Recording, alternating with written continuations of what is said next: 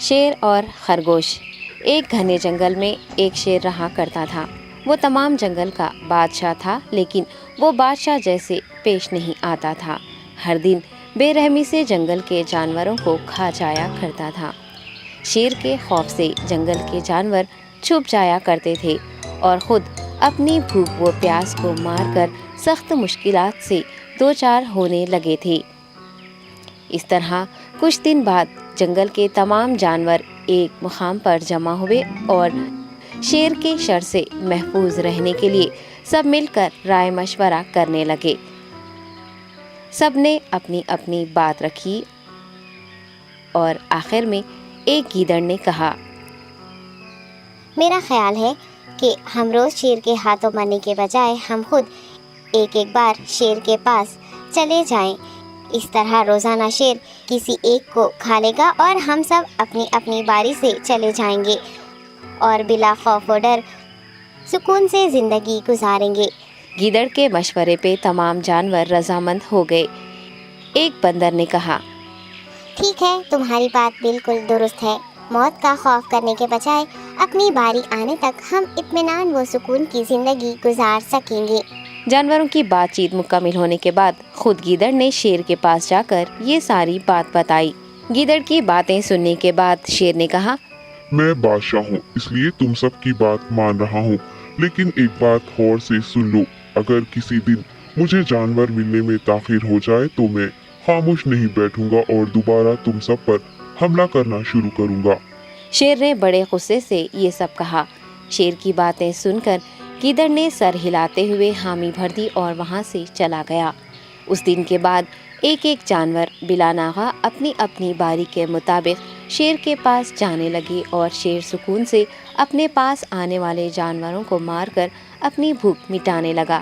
یہ معاملہ ایسے ہی چل رہا تھا اور ایک دن شیر کے پاس جانے کی باری ایک خرگوش کی آئی۔ وہ خرگوش بہت ہی ہوشیار تھا۔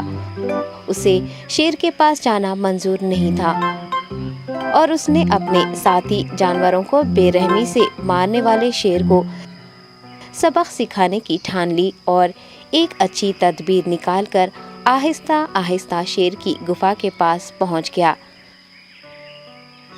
تاخیر ہو جانے سے شیر کافی غصے میں تھا اور خرگوش کو دیکھ کر غصے سے کہنے لگا، میں نے تم سب کو پہلے ہی کہہ دیا تھا، دیر ہو جائے تو میں خاموش نہیں بیٹھوں گا۔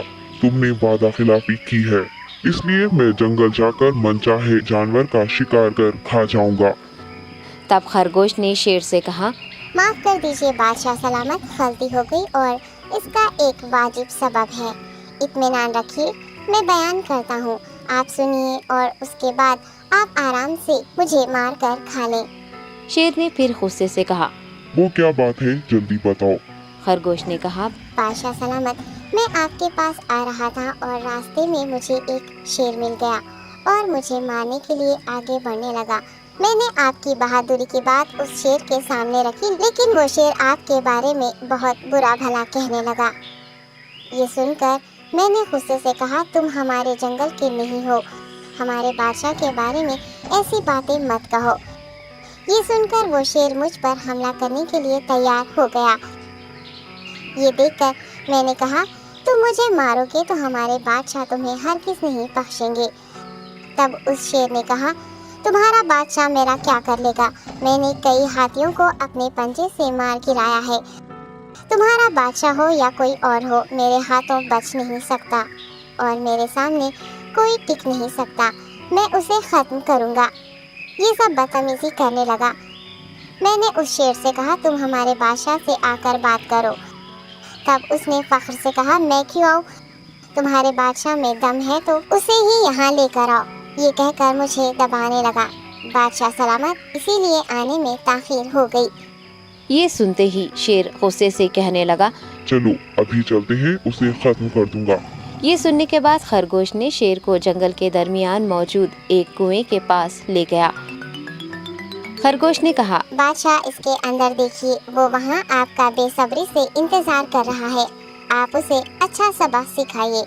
شیر غصے سے فوراً کنویں میں جھانکنے لگا اور زور سے دہاڑنے لگا۔ تب دوسری جانب سے بھی دوسرا شیر دہاڑتا ہوا محسوس ہونے لگا۔